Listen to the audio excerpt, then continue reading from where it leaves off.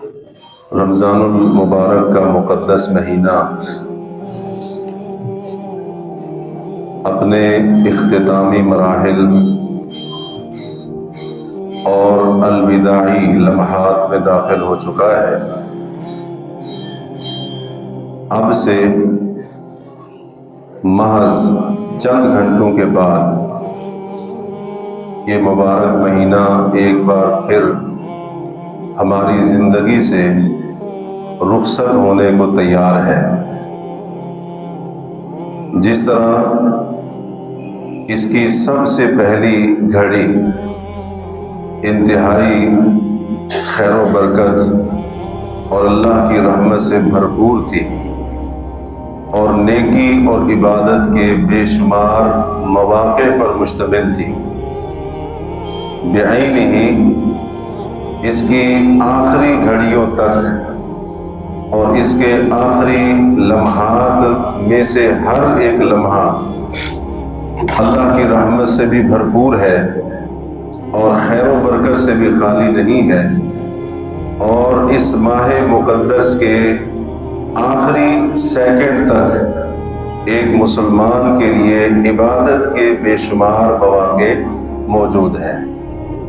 لہذا ان اختتامی چند گھنٹوں، چند منٹوں اور چند لمحات کو بھی معمولی اور حقیر سمجھ کر نظر انداز نہیں کرنا چاہیے، بلکہ ان آخری اوقات میں ہماری یہ بھرپور کوشش ہو کہ ہم اس کے ان الوداعی لمحات کو اللہ کی اطاعت اور نیکی سے بھرنے میں اور ان الوداعی اوقات کو ان عظیم عبادات کے کرنے میں صرف کرنے میں کامیاب ہو جائیں۔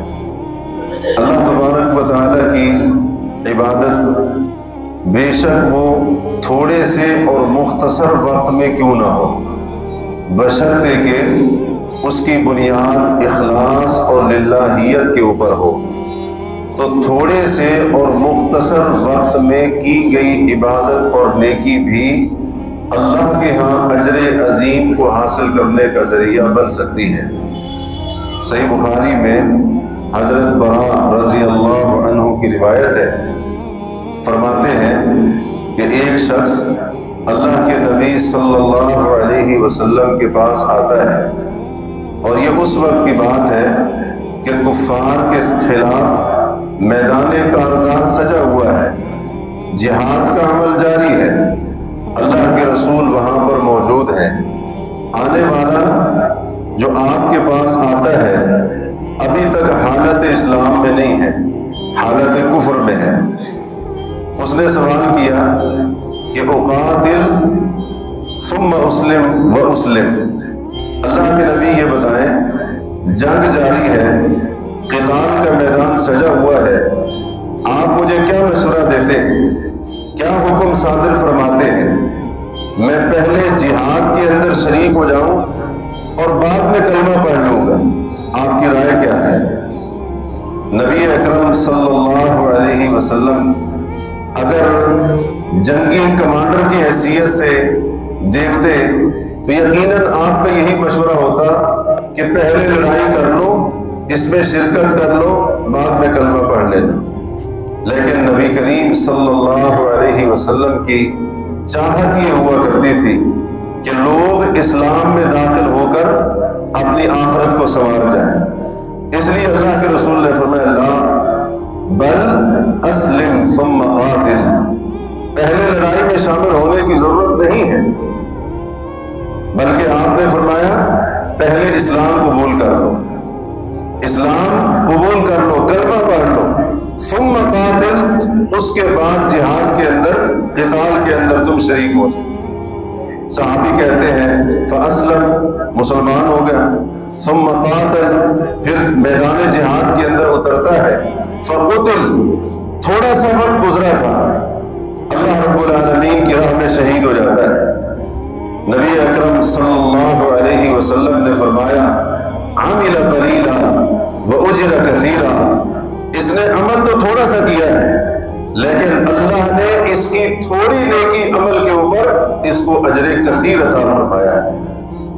اس سے پتہ چلا کہ اگر مختصر وقت بھی ہمیں ملتا ہے، اور یہ جو واقعہ میں نے آپ کو سنایا ہے یہ رمضان کا نہیں ہے، یہ کسی اور موقع کا محسوس ہوتا ہے، تو رمضان کے فضیلت والے اوقات میں سے تھوڑا سا وقت مل جانا بھی بہت بڑا موقع غنیمت ہے۔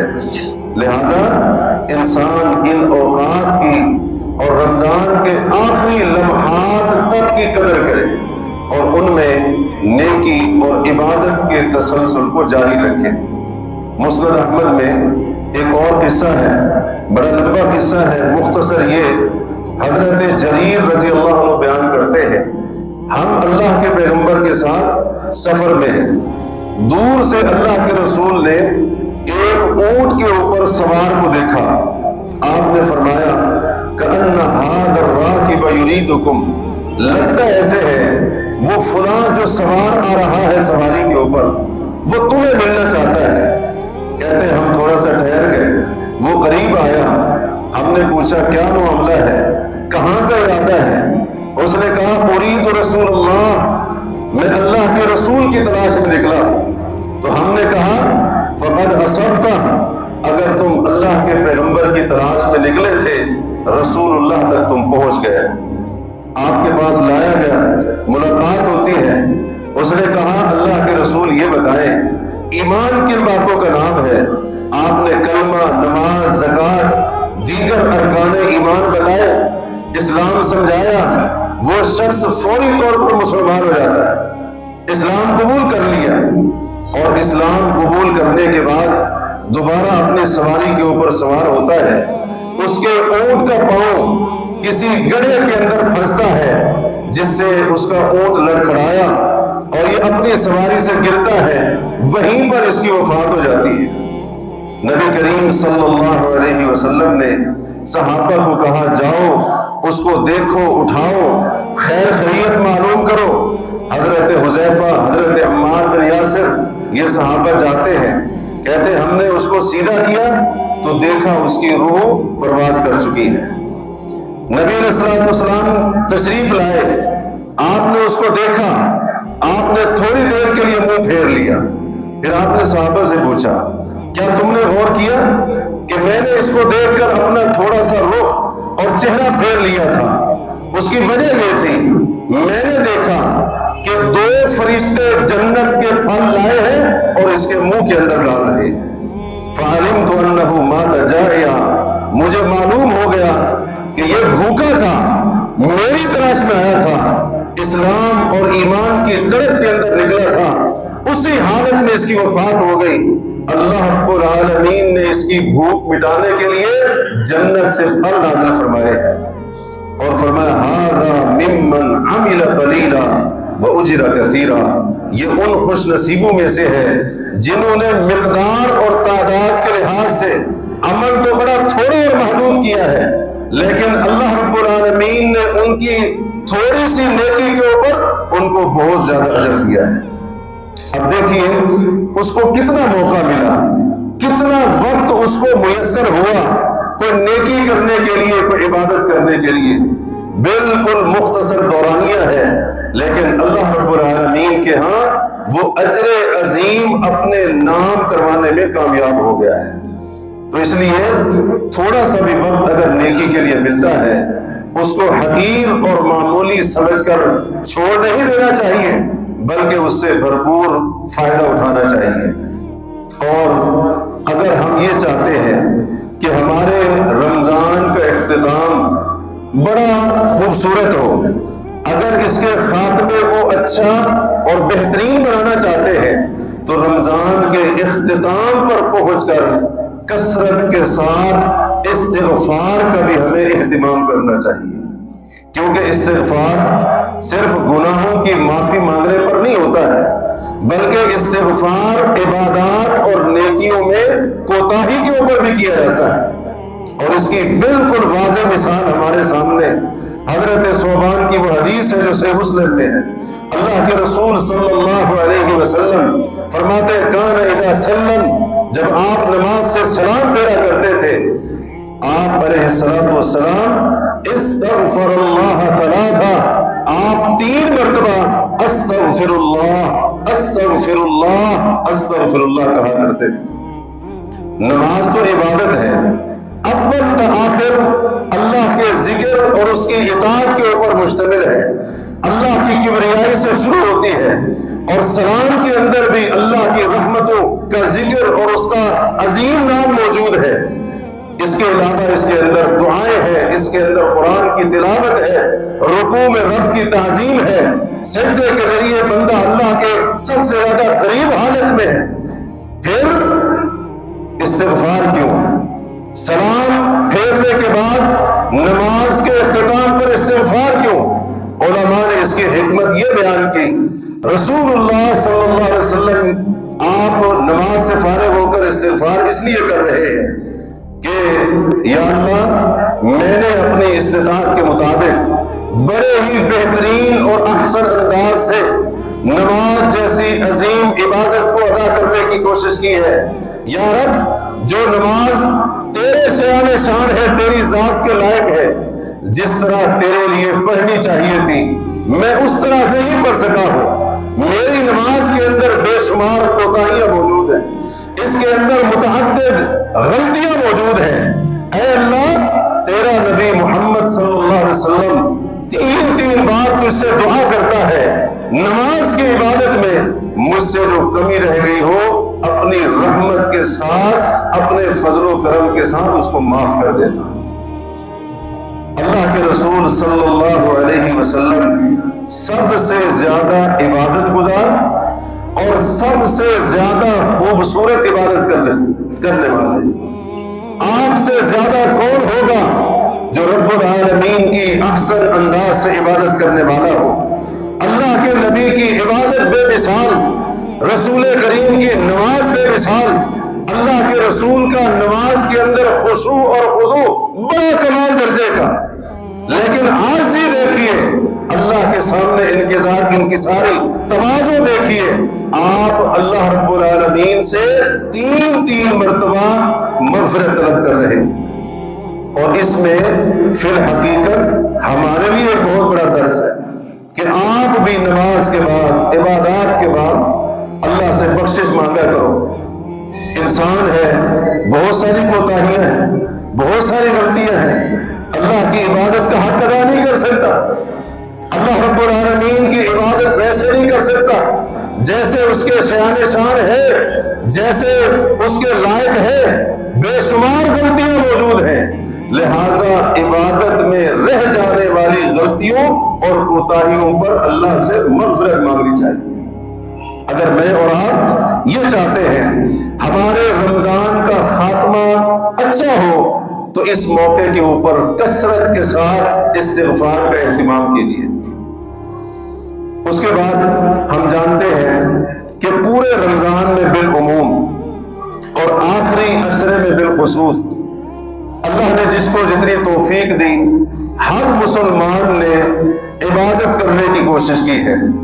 इबादत के मुख्तलिफ काम सर अंजाम देने के लिए खूब अपने तौर पर मेहनत की है। रोजे रखने वालों ने रोजे रखे, नमाजों की पाबंदी और इसी तरीके से तिलावत कुरान का एहतिमाम, जिक्र इलाही में मशगूलियत, हर खैर और नेकी में सबकत की जुस्तजू, सखावत और सदका वगैरह दीगर बेशुमार आमाल वो किए गए। आखिरी अशरे में एक खास इबादत जो की गई जिसको हम एतकाफ के नाम से जानते हैं, थोड़ा सा इसके ऊपर मैं बात करना चाहूंगा। एक एतकाफ वो है जो हमारे यहाँ मारूफ है, हम उसको जानते हैं कि रमजान के आखिरी अशरे में एतकाफ का इरादा करने वाला अपनी तमाम तर मसरूफियात को तर्क करके अल्लाह के घर में मस्जिद में आकर 9 दिन 10 दिन के लिए मुअतकिफ हो जाता है। ये एतकाफ मारूफ है, हम सब इसको जानते हैं। इसको कहते हैं जिस्मानी या ज़ाहिरी एतकाफ। लेकिन जो बात आपके सामने आज इस खुतबे में रखने का इरादा है वो ये कि एक दूसरा एतकाफ भी है जिसको शायद हम नहीं जानते हैं, اور وہ اعتکاف صرف آخری عشرے کے معتکف کے لیے ضروری نہیں ہے، بلکہ وہ اعتکاف ہر مسلمان کے لیے ضروری ہے۔ اور وہ اعتکاف ایسا ہے، اس کے لیے صرف مسجد کی چار دیواری نہیں چاہیے، بلکہ جو بندہ وہ اعتکاف کر لیتا ہے وہ اللہ کے گھر میں بھی معتکف ہوتا ہے، وہ بازاروں کی گلیوں میں بھی معتکف ہوتا ہے، وہ اپنے گھر میں ہو، دفتر میں ہو، اپنے کام کرنے کی جگہ پر ہو، تب بھی معتکف ہوتا ہے۔ دنیا کے کسی مقام اور کونے کے اوپر موجود ہو، اس کا وہ اعتکاف برقرار رہتا ہے۔ اور یہ وہ اعتکاف ہے کہ جو شوال کا چاند نظر آنے پر ختم نہیں ہوتا، کیونکہ جو اعتکاف شوال کا چاند نظر آنے پر ختم ہوتا ہے وہ جسمانی اعتکاف ہے، وہ ظاہری اعتکاف ہے۔ ہم جس اعتکاف کی بات کر رہے ہیں وہ شوال کا چاند نظر آنے پر، عید الفطر کے اعلان ہونے پر ختم نہیں ہوتا، بلکہ علماء کہتے ہیں وہ اعتکاف ختم ہوگا اس وقت جب یہ اعتکاف کرنے والا اپنے رب کے ساتھ قیامت کے دن ملاقات کرے گا۔ اور یہ اعتکاف ہے دل اور روح کا اعتکاف، اور یہ اعتکاف کرنے کی ضرورت ہے۔ آئیے تھوڑا سا اس بات کے اوپر غور کرتے ہیں۔ رمضان المبارک کے ان آخری قیمتی لمحات کے اندر آئیے یہ عزم کرتے ہیں، جو مسجد میں 10 دنوں کے لیے اعتکاف بیٹھا تھا وہ بھی عزم کر کے جائے، اور میں اور آپ جنہوں نے اعتکاف نہیں کیا ہے، ہم میں سے ہر بندہ یہ عزم کر کے جائے کہ ہم نے اپنے دلوں کو، اپنی روحوں کو اپنے رب کے سامنے اعتکاف بٹھا کر دم لینا ہے۔ اور رمضان کا مہینہ رخصت ہونے سے پہلے پہلے اپنے دل اور روح کے اعتکاف کا عزم کر لیجیے۔ یہ نادر موقع ہے، اس طرح کا سنہری موقع 11 مہینوں کے بعد خوش نصیبوں کو ملے گا۔ ان خوش نصیبوں میں میں اور آپ ہوں گے یا نہیں ہوں گے، اللہ کے سوا کوئی بھی نہیں جانتا۔ اور یہ جو اعتکاف بندہ کرتا ہے، اس کے پھر فائدے کیا ہوتے ہیں وہ آگے چل کر تھوڑا سا آپ کو بتاؤں گا۔ اس اعتکاف کا معنی کیا ہے، روح اور دل کے اعتکاف کا معنی کیا ہے، اس کی شرائط کیا ہے، اس کے آداب کیا ہے۔ باتیں بہت زیادہ ہیں لیکن کوشش کرتا ہوں بات مختصر کرنے کی۔ جیسے جسمانی اعتکاف کی کچھ شرائط ہیں، کچھ حدود و قیود اور آداب ہیں، اسی طریقے سے قلبی اور روحانی اعتکاف کی بھی کچھ شرائط ہیں، آداب ہیں، حدود و قیود ہیں۔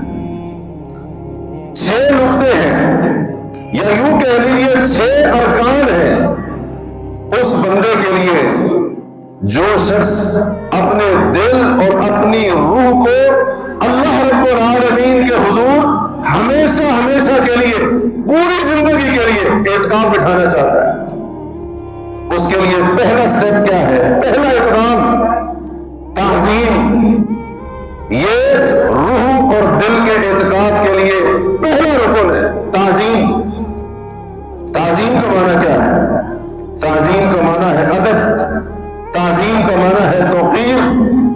اللہ رب العالمین کی تعظیم جس دل اور روح کے اندر پیدا ہو گئی، وہ دل بھی اللہ کے سامنے معتکف، وہ روح بھی اللہ کے سامنے اعتکاف کرنے والا۔ اور اللہ کی تعظیم کا مطلب یہ ہے اس کے ایک ایک حکم کی تعظیم کی جائے، اس کے رسول کی تعظیم اور توقیر کی جائے۔ اللہ کی تعظیم کا مطلب یہ ہے اس کی کتاب کی تعظیم ہو، اس کے رسول کی سنت کی تعظیم ہو، اور اس کی پوری شریعت کا احترام، ادب اور تعظیم بندے کے اندر موجود ہو۔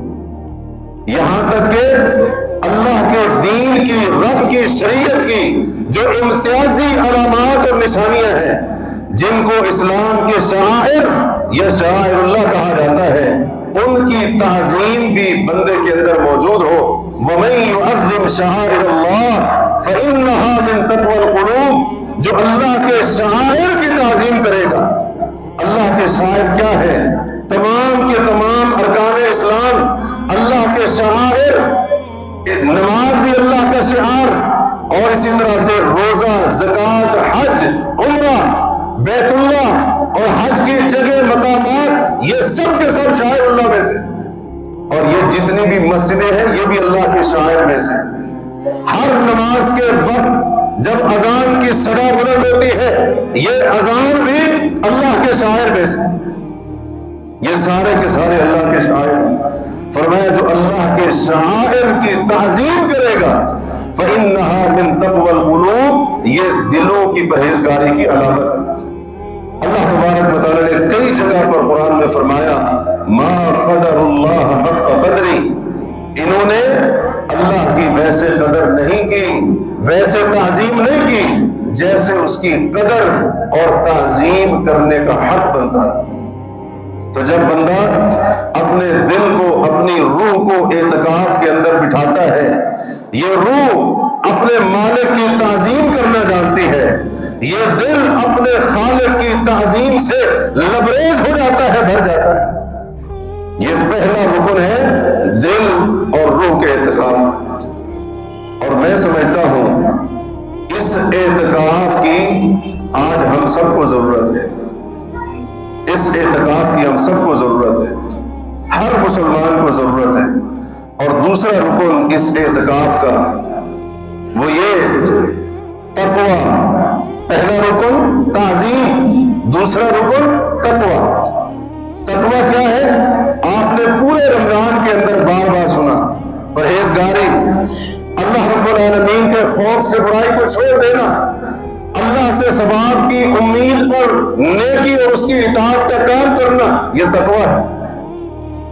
نبی علیہ السلام کا فرمان ہے اتق اللہ حیثما کنت، ترمذی وغیرہ میں، جہاں کہیں بھی ہو اللہ کا تقوی، پرہیزگاری، اللہ کا خوف تمہارے دل میں ہونا چاہیے۔ تو یہ ہے دل کا اعتکاف۔ نبی علیہ السلام نے ایک اور حدیث میں فرمایا، صحیح مسلم میں، التقوی ہا ہونا، التقوی ہا ہونا، التقوی ہا ہونا۔ لوگوں اگر تقوی کا مرکز معلوم کرنا چاہتے ہو، میں محمد رسول اللہ بتاتا ہوں تقوی کا محل اور مرکز یہاں۔ آپ یشیر الی صدری، اپنے سینے کی طرف اشارہ کر رہے ہیں، سینے کے اندر موجود دل، اللہ کے نبی فرماتے ہیں اس کے اندر تقوی ہے، اس کے اندر تقوی ہے، اس کے اندر پرہیزگاری ہے۔ اور اسی کو ہم نے دل کے اعتکاف کا نام دیا۔ جب دل متقی بن گیا، جب دل کے روح کے اندر اللہ کا تقوی آ گیا، پرہیزگاری کی صفت پیدا ہو گئی، تو پھر دل ایسا معتکف ہوگا، روح وہ اعتکاف کرے گا جس اعتکاف کا اختتام رب العالمین سے ملاقات کے اوپر ہوگا۔ زندگی بھر کا اعتکاف، جس اعتکاف کی ابتدا تو ہوگی، انتہا نہیں ہوگی۔ ابتدا اس وقت سے ہوگی جب دل اور روح کا اعتکاف کرنے والا نیت کرے گا، عزم کرے گا، لیکن اس کا اختتام دنیا کی زندگی میں نہیں۔ اللہ تبارک و تعالیٰ نے فرمایا یا ایھا الذین آمنوا اتقوا اللہ، یا ایھا الذین آمنوا ان تتقوا اللہ یجعل لکم فرقانا، ایمان والو اگر تقوی اپناؤ گے اللہ تمہیں فرقان عطا فرمائے گا۔ فرقان کا مطلب کیا ہے؟ ایک ایسی غیر مرئی صلاحیت اور قوت جس کے ذریعے تم حلال و حرام، برائی اور نیکی، حق اور باطل کے درمیان تمیز کر سکو گے، اللہ تمہیں فرقان عطا فرمائے گا۔ جب اس طرح کا انسان اعتکاف کرتا ہے، وہ پھر بازاروں میں بھی اللہ سے ڈرنے والا، وہ عبادت گاہوں میں بھی اللہ کا تقوی اختیار کرنے والا، وہ اپنے کام کی جگہ پر اللہ کے خوف سے لبریز ہوگا، وہ خلوتوں اور تنہائیوں کے اندر بھی اللہ رب العالمین سے ڈرنے والا ہوگا، جس نے دل اور روح کو اعتکاف کے اندر بٹھایا، اور جس نے اپنے جسم کو اعتکاف کے اندر بٹھایا۔ ہو سکتا ہے مسجد سے رخصت ہو جانے کے بعد اس کے اندر یہ تقوی کی کیفیت نہ رہے، اس کے اندر پرہیزگاری کی صفت پیدا نہ ہو سکے۔ تو دوسرا رکن یا دوسری علامت دل اور روح کے اعتکاف کی ہے تقوی۔ اور تیسری علامت یا تیسرا رکن، اگر ہم اپنے دل اور روح کو ہمیشہ ہمیشہ کے لیے اپنے رب کے سامنے اعتکاف میں بٹھانا چاہتے ہیں، وہ ہے تسلیم و رضا۔ تسلیم و رضا کا مطلب کیا ہے؟ تسلیم کا مطلب یہ ہے فیصلہ دل و جان سے منظور اور تسلیم۔ اللہ کے فیصلے دو طرح کے ہیں، ایک ہوتا ہے شرعی فیصلہ جو اس کے حکم یا کسی چیز سے روکنے کی صورت میں ہوتا ہے۔ اللہ کا یہ فیصلہ بھی دل و جان سے منظور ہو، یا اللہ تیرا فلاں فیصلہ ہے، میں دل سے بھی قبول کرتا ہوں، جان سے بھی مانتا ہوں، تسلیم ہے، مجھے کوئی اعتراض نہیں ہے۔ اور رضا کا مطلب یہ ہے کہ اللہ رب العالمین کے اس ایک ایک شرعی فیصلے کے اوپر میں ہر لحاظ سے راضی ہوں، میرے اندر کوئی کراہت نہیں ہے، کوئی ناپسندیدگی اپنے رب کے شرعی فیصلے کے بارے میں نہیں۔ یہ ہے دل کا اعتکاف۔ اور اللہ کا دوسرا فیصلہ ہوتا ہے جس کو کہتے ہیں تقدیری فیصلہ۔ ہمارے پیارے عزیز کی وفات ہو گئی، بیٹا دنیا سے چلا گیا، والدین چھوڑ کر چلے گئے، کاروبار میں نقصان ہو گیا، بیماری آ گئی، جسمانی معذوری لائق ہو گئی، یہ اللہ کے تقدیری فیصلے ہیں۔ جس کا دل اعتکاف میں اور جس کی روح رب کے سامنے معتکف ہوتی ہے، وہ پھر اللہ کے شرعی فیصلوں کی طرح اپنے رب کے تقدیری فیصلوں کو تسلیم بھی کرتا ہے اور ان پر رضامندی کا اظہار بھی کرتا ہے۔ یا اللہ میری رضا بھی اسی میں جس میں تیری رضا ہے، جو تو نے میرے لیے پسند کیا ہے میں بھی اسی کو اپنے لیے پسند کرتا ہوں۔ پھر یہ کیفیت ہوتی ہے انسان کی روح کی اور اس کی دل کی۔ پھر کوئی واویلا نہیں ہوتا ہے، کوئی چیخنا چلانا نہیں ہوتا ہے، نوحہ نہیں ہوتا ہے، اور اسی طرح سے شکوے شکایتیں نہیں ہوتی، چیخو پکار نہیں ہوتا ہے۔ بڑی سے بڑی مصیبت آ جائے دل بھی تسلیم کر رہا ہے، روح بھی اللہ کے فیصلے کے اوپر راضی ہے۔ اور ادھر اگر شرعی حکم آ جائے تو پھر وہاں پر بھی یہی کیفیت ہوتی ہے۔ اعتکاف کا معنی ہے جھک جانا، اس کا دل جھکا ہوا ہے، اس کی روح جھکی ہوئی ہے۔ پھر اعتراض کیسا؟ رب کے فیصلے پر تنقید کیسی؟ اللہ کے فیصلے پر شکوہ کیسا؟ آئیے اس انداز سے بھی اپنے دلوں اور اپنی روحوں کو اعتکاف کے اندر بٹھا لیجیے۔ رمضان کے آخری لمحات ہیں، بڑے قیمتی لمحات ہیں، اللہ نیتوں کو جانتا ہے، رب ارادوں کو جانتا ہے، اور یہ اعتکاف جب بندے نے کر لیا تو پھر شوال کے مہینے میں بھی جاری، ذوالقعدہ میں، اگلے 11 مہینوں کے اندر جاری، اگلے رمضان کے اندر بھی جاری، ایک ایک لمحے کے اندر جاری، آخری سانس تک یہ اعتکاف جاری رہے۔ جس نے اس انداز سے اپنے دل کو اور اپنی روح کو اللہ کے سامنے جھکا دیا، مانا اعتکاف کے اندر بٹھا۔ اور چوتھی علامت کیا ہے؟ چوتھی علامت اطاعت، اللہ کی اطاعت، اس کے رسول کی اطاعت، قرآن کی اطاعت، رب کے رسول کی سنت کی اطاعت۔ جب انسان اپنی روح کو اور اپنے دل کو اللہ کے سامنے اعتکاف کے اندر بٹھا دے تو پھر اس کی روح بھی باقی نہیں ہوتی ہے، اس کا دل بھی باقی نہیں ہوتا ہے۔ اور یہ تو رسول اللہ کا فرمان ہے، جب دل درست ہے تو بندے کے پورے اعضاء بھی درست ہیں، وہ اطاعت کے اوپر لگ جائیں۔ اگر دل فرما بردار ہے، روح مطیع اور فرما بردار بن چکی ہے، تو پھر بندے کا پورا بدن اللہ کی اطاعت کے اندر صرف ہوگا، اس کی ساری زندگی اللہ کی اطاعت فرما برداری کی علامت بن جائے گی۔ اللہ تبارک و تعالیٰ کا فرمان ہے سورہ توبہ میں، یأمرون بالمعروف وینہون عن المنکر۔ اہل ایمان کی اللہ نے صفتیں بیان کی، نیکی کا حکم دیتے ہیں، برائی سے منع کرتے ہیں، ویقیمون الصلاۃ، نماز قائم کرتے ہیں۔ جب دل کے اندر اطاعت ہے، روح کے اندر اطاعت ہے، یہ ہو ہی نہیں سکتا ہے حی علی الصلاۃ حی علی الفلاح کی ندا آئے، رب کا بلاوا آئے اور وہ بندہ نماز پڑھنے کے لیے نہ آئے۔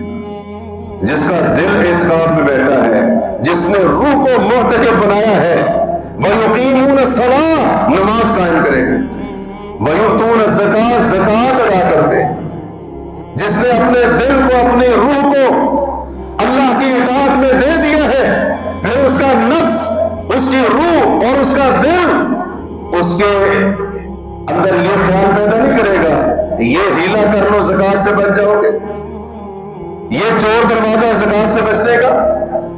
یہ 2 نمبری ہے زکوٰۃ کا مال ہڑپ کرنے کی، پھر اس کے نفس کے اندر یہ وسوسے خیال نہیں رہے گا، روح سے اطاعت قبول کر چکا ہے، اس کا دل فرما بردار ہو چکا ہے۔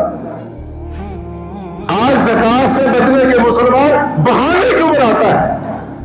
یہاں تک کہ بسا اوقات بندہ مسجد میں آ کر اعتکاف کی حالت میں ہے اور وہ پیچھے اپنے ملازموں کو، اولادوں کو طریقے بتا رہا ہوتا ہے کہ جن طریقوں کو اختیار کر کے وہ اپنی دکان تجارت کا کم از کم حساب لگائیں تاکہ زکوٰۃ کے مال کے طور پر زیادہ پیسے نہ دینے پڑیں۔ جسمانی اعتکاف تو کر لیا ہے لیکن روحانی اور قلبی اعتکاف نہیں کیا۔ نیکی کا حکم دیتے ہیں، برائی سے منع کرتے ہیں، نماز کو قائم کرتے ہیں، زکوٰۃ ادا کرتے ہیں، فرمایا وَيُطِيعُونَ اللَّهَ وَرَسُولَهُ، اللہ اور اس کے رسول کی مطلق اور کامل اطاعت کرتے ہیں۔ اولئک سیرحمہم اللہ، فرمایا یہی وہ لوگ ہیں جن پر عنقریب اللہ رحمت کرے گا۔ تو یہ ہے اطاعت کی صورت میں دل اور روح کا اعتکاف۔ تو یہ اعتکاف کرنے کی بھی ضرورت ہے، ہم سب کو ضرورت ہے، مردوں کو بھی ضرورت ہے، خواتین کو بھی ضرورت ہے، بڑی عمر کے افراد کو بھی اور خصوصاً نوجوانوں کو اس کی تو کچھ زیادہ ضرورت ہے۔ دے دیجیے اپنے آپ کو اللہ کی اطاعت میں، اپنے آپ کو مالک کی اطاعت میں دیں گے، یہ خسارے کا سودا نہیں ہے۔ کسی اور کی اطاعت میں دیں گے، یہ نقصان کا سودا ہے۔ اپنی خواہشات کی اطاعت میں دیں گے، سراسر گھاٹے کا سودا ہے۔ اپنے نفس کو، اپنی روح کو، اپنے دل کو، اپنے جسم کو، اپنی جان، اپنا مال، سب کچھ اگر اللہ کی اطاعت کے اندر دے دیں گے، اس میں ذرہ برابر بھی کوئی نقصان نہیں، فائدہ ہی فائدہ ہے، نفع ہی نفع ہے، کسی قسم کا کوئی گھاٹے کا سودا نہیں۔ تو ہے کوئی ہم میں سے جو اپنے دل اور اپنی روح کو اللہ کا اطاعت گزار بنا کر یہ نفع کا سودا کرنے کے لیے تیار ہے؟ تیار تو ہونا چاہیے ہم سب کو، بغیر کسی تحمل کے اور بغیر کسی سوچ بچار کے۔ اور ایک اور علامت جو علماء نے بیان کی، 5ویں علامت روح اور دل کے اعتکاف کی، وہ ہے توبہ۔ جب انسان گناہ کرتا ہے، اس کی روح اور اس کا دل یہ دونوں تب تک بے چین رہتے ہیں جب تک اللہ کے حضور اپنے گناہ کی سچی معافی نہ مانگے۔ یہ ہے دل کا اعتکاف۔ دل بھی توبہ کا عادی اور روح بھی توبہ سے مانوس۔ ہم نے تو اس طرح سے اپنے دلوں کو، اپنی روحوں کو اللہ رب العالمین سے بے تعلق، لا تعلق کر لیا ہے۔ ہمارے دل آج گناہوں سے مانوس ہو چکے ہیں، ہماری روحیں نافرمانیوں سے متاثر ہو چکی ہیں، اور گناہ کر کر کے دلوں کے اوپر، روحوں کے اوپر گناہوں کا ایسا زنگ چڑھا ہے کہ اب وہ زنگ لوٹنے نہیں دیتا ہے۔ رمضان پانے کے بعد ہم میں سے کتنے ہیں جنہوں نے اپنے گناہوں پر آنسو بہائے ہوں؟ اس مقدس مہینے، مغفرت، توبہ، بخشش کے مہینے کو پا کر اپنے گناہوں سے سچی معافی مانگی ہو، اللہ کے سامنے اس عزم کا اظہار کیا ہو، یا رب پچھلے معاف کر دے، آئندہ کے لیے وعدہ ہے، عزم ہے، میں اپنی زندگی کو مکمل تبدیل کرنے کا اعلان کرتا ہوں اور آئندہ یہ گناہ، دیگر نافرمانیاں، ان سے اپنے آپ کو بچانے کی کوشش کروں۔ ہم میں سے کتنے ایسے لوگ ہیں جنہوں نے مغفرت کا مہینہ پا کر، بخشش کا مہینہ پا کر، گناہوں کی معافی کا مہینہ پا کر، سچی توبہ کرنے کا مہینہ پا کر، آنسو بہانے کا مہینہ پا کر، اللہ کے سامنے گر گرانے کا مہینہ پا کر، اللہ کے سامنے اپنے گناہوں سے سچے دل سے توبہ کی۔ کتنے ہم میں سے؟ ہر بندے کو غور کرنا چاہیے۔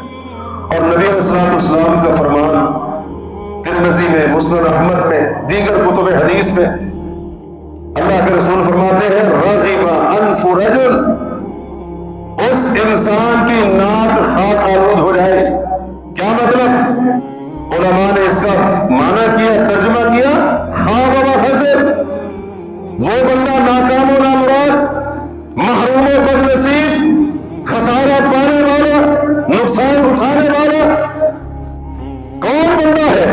फरमाया रहिम अनफु रजुल इन सलखा अन्हु शहर रमजान फलम युगफर लह।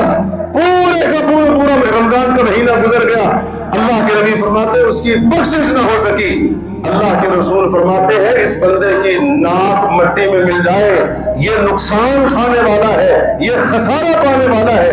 और अगर इसको बद्दुआ के माने में ले तो अल्लाह के रसूल ने बद्दुआ दी है, अल्लाह करे कभी इसको कामयाबी नसीब ही ना हो।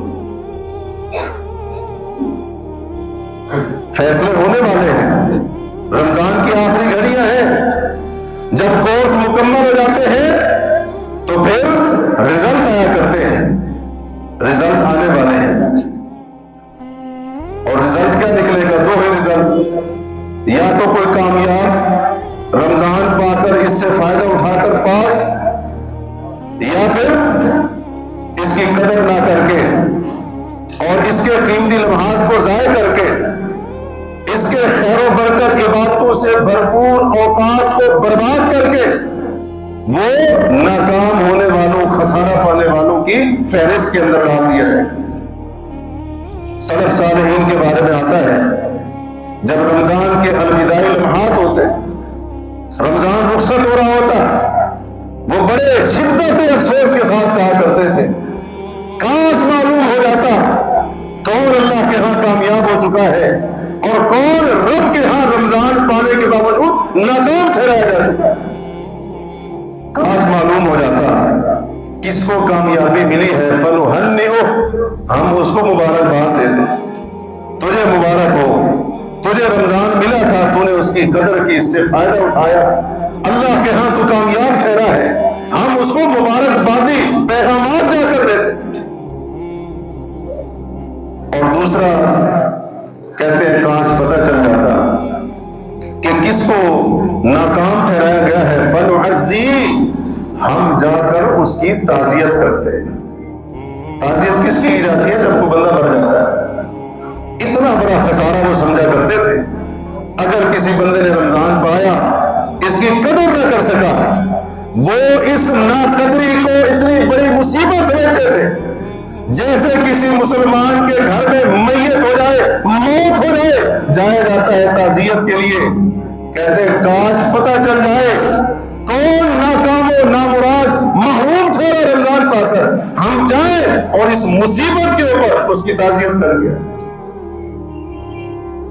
और फिर वो कहा करते थे कि ऐ अल्लाह के यहाँ कामयाब होने वाले, अल्लाह तेरी कामयाबियां तुझे मुबारक करे। और जो नाकाम रह गया है, कहा करते थे जब अल्लाह मुसीबतक, अब हम यही दुआ कर सकते हैं अल्लाह तेरी उस मुसीबत का नुकसान पूरा कर दे। बहुत बड़ी मुसीबत तेरे ऊपर आई है, बड़ा तूने नुकसान कर दिया। तौबा दिल और रूह के इत्काफ के लिए जरूरी है। जब भी इंसान कोई गलती कर बैठे, गुनाह का इर्तिकाब हो जाए, गुनाह सगीरा है, तब भी दिल और रूह बेचैन, और गुनाह कबीरा है तो फिर इस बेचैनी की कोई इंतहा न हो। जब तक अल्लाह की तरफ रुजू न हो, तौबतुन नसूह न हो और रब से सच्चे दिल से माफी न हो, उस वक्त तक दिल को भी सुकून ना हो, रूह भी बेकरार हो। ये वो दिल का इत्काफ है जो इत्काफ करने की आज हमें शदीद जरूरत है। और छठी अलामत, छठा रुकन, वो है तौहीद, जो सबसे अहम और बुनियादी रुकन है। जो बंदा अपने आप को अल्लाह के हुजूर, अपने दिल को, अपनी रूह को इत्काफ में बिठाना चाहता है, वो शख्स तौहीद अपने अंदर पैदा करे। इसका सबसे बुनियादी और अहम सतूर ही इस इत्काफ का यही है, तौहीद। अगर ये तौहीद ना हो, जिस्मानी इत्काफ क्या, रोजे, नमाजें, तिलावतें और 10 दहाइयों की सूरत में उम्र, हज और दीगर इबादत के अंबार, अगर तौहीद नहीं है कोई फायदा नहीं। और अगर तौहीद मौजूद है, एक ایک سبحان اللہ کہنے کی نیکی بھی اللہ کے یہاں قبول ہو جائے گی، ایک سجدہ اللہ کے یہاں قبول ہوگا، ایک تشہد اللہ کے یہاں قبول ہوگا اگر توحید ہے۔ صحیح مسلم میں حضرت جابر کی روایت رضی اللہ عنہ، ایک شخص آیا، اللہ کے نبی یہ بتائیے من موجبتان، کون سی دو ایسی چیزیں ہیں جو واجب کر دیتی، ایک چیز جو جنت کو واجب کر دے اور ایک چیز جو جہنم کو واجب کر دے۔ نبی علیہ الصلوۃ والسلام نے فرمایا من مات لا یشرک باللہ شیئا دخل الجنہ، جس بندے کی موت اس حالت میں ہوئی اللہ کے ساتھ کسی چیز کو شریک نہیں ٹھہراتا تھا، اللہ کے رسول فرماتے ہیں وہ جنت میں داخل ہوگا۔ توحید جنت کی ضمانت ہے، یہ جنت کو واجب کر دے گی۔ اور فرمایا وَمَن مَاتَ يُشْرِكُ بِاللَّهِ شَيْئًا، لیکن اس کے مقابلے میں جس کی موت اس حالت میں ہوئی کہ وہ اللہ کے ساتھ کسی چیز کو شریک ٹھہراتا تھا، کسی چیز کے اندر ساری مخلوق آ گئی، ساری مخلوق داخل ہو گئی، کسی چیز کو بھی شریک ٹھہراتا تھا، شرک کرتے کرتے اس کی موت ہو گئی، اللہ کے نبی فرماتے ہیں داخل النار، یہ جہنم میں داخل ہو۔ شرک بندے کے لیے جہنم کو واجب کر دیتا ہے۔ تو دل اور روح کے اعتکاف کے لیے سب سے اہم اور بنیادی ستون اللہ کی توحید ہے۔ جب انسان اس طریقے سے اپنے دل اور روح کو اعتکاف کے اندر بٹھا لیتا ہے تو آئیے ذرا اس کا انعام بھی سنتے جائیے، کیونکہ یہ اعتکاف ہمیشہ ہمیشہ کے لیے ہے۔ ہم نے کہا یہ روح اور دل کا اعتکاف، یہ باطن کا اعتکاف عید کا چاند نظر آنے پر ختم نہیں ہوگا۔ ہم نے کہا یہ وہ اعتکاف ہے جو مسجد کی چار دیواری کی حد تک محدود نہیں، دنیا زمین کے ہر کونے کے اوپر یہ اعتکاف برقرار رہے گا۔ اس میں نہ زمانے کی قید ہے نہ جگہ کی قید ہے۔ جو انسان یہ اعتکاف کر لے گا اس کا انعام سنیے، اللہ تبارک و تعالی نے فرمایا یوم لا ينفع مال ولا بنون الا من اتى الله بقلب سلیم، قیامت کا دن ہے، بندہ دنیا کے اندر مال بنا کر آیا ہے، اولاد کے اوپر اس کو بڑا فخر تھا، اللہ نے فرمایا قیامت کے دن نہ بیٹے کام آئیں گے نہ مال نفع دے گا، الا من اتى الله بقلب سلیم، سوائے اس بندے کے جو قیامت کے دن رب سے ملاقات کے وقت اللہ کے سامنے اللہ کے پاس قلب سلیم لے کر آیا۔ قلب سلیم وہ ہے جس کے اندر ایمان، نیکی، اطاعت، سنت، توحید کی محبت ہو، اور قلب سلیم وہ ہے جو شرک، کفر، بدعت، گناہ اور نافرمانی کی محبت سے پاک ہو۔ قلب سلیم وہ ہے جس کے اندر اللہ کی محبت ہو، رسول اللہ کی محبت ہو، دین کی محبت ہو، اور قلب سلیم وہ ہے جو حرام خواہشات، مخلوق کی محبت سے پاک اور صاف ہے۔ جو اس طرح کا قلب سلیم لے کر آئے گا، اللہ فرماتے ہیں اس کا یہ دل اس کو قیامت کے دن فائدہ دے گا۔ یہ ہے دل کا اعتکاف، روح کا اعتکاف۔ شرط یہی ہے بندے نے مرتے دم تک اس اعتکاف کو قائم رکھا ہو، اس اعتکاف کو توڑا نہ ہو، اس کے ارکان شرائط میں سے کسی شرط یا رکن کے خلاف ورزی نہ کی ہو، اللہ کے سامنے موجود ہے، اس کا یہ قلب سلیم اس کو فائدہ دے رہا ہے۔ اللہ کے قرآن سے پوچھتے ہیں یہ قلب سلیم بندے کو کیسے فائدہ دے گا؟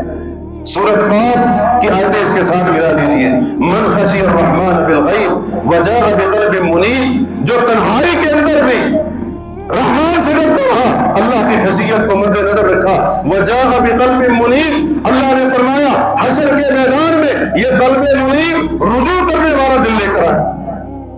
قلب منیب وہی قلب سلیم جس کے بارے میں آپ نے پہلے سنا۔ اس کو کیا انعام ملے گا، کیا فائدہ دے گا یہ قلب منیب، قلب سلیم؟ فرمایا ان کے لیے یہ اللہ کی طرف سے اعلان ہوگا ادخلوها بسلام، جاؤ جنت کے دروازے کھلے ہیں، سلامتی کے ساتھ داخل ہوگا۔ تم نے اپنی روحوں کو سلامت رکھا تھا، تم نے اپنے دلوں کی سلامتی کی فکر کی تھی، جاؤ آج ہم تمہیں انعام دیتے ہیں، ادخلوها بسلام، سلامتی کے ساتھ جنت کے اندر داخل ہو جاؤ۔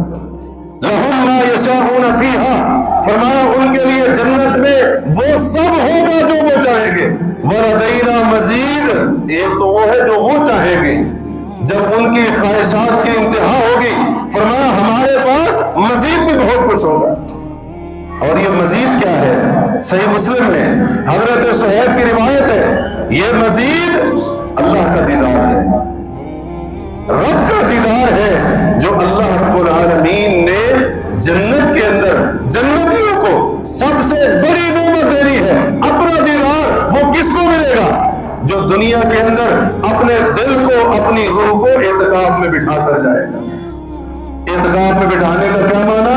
تعظیم، تقوی، اطاعت، اور اسی طرح سے تسلیم و رضا اور توبہ، اور سب سے بڑی چیز توحید۔ یہ 6 ارکان، یہ 6 شرائط دل روح کے اعتکاف کی پوری کر کے جائے گا، اللہ نہ صرف جنت دے گا بلکہ جنت کی سب سے اعلیٰ نعمت اپنا دیدار عطا فرمائے گا۔ تو یہ اعتکاف کرنے کی ضرورت ہے۔ اللہ تبارک و تعالیٰ سے دعا ہے اللہ عز و جل ہمیں رمضان کے ان باقی لمحات سے بھرپور فائدہ اٹھانے کی توفیق عطا فرمائے۔ اللہ رب العالمین اس کا اختتام بہتر سے بہتر بنانے کی توفیق عطا فرمائے۔ اللہ عز و جل سے دعا ہے کہ رب تبارک و تعالی رمضان کے بعد بھی ہمیں استقامت نصیب فرمائے، ہر خیر کے کام پر ثابت قدمی عطا فرمائے، اور ہر شر اور گناہ سے بچنے کی توفیق رب العالمین عطا کرتا رہے۔ اقول قولی ھذا واستغفر اللہ لی ولکم۔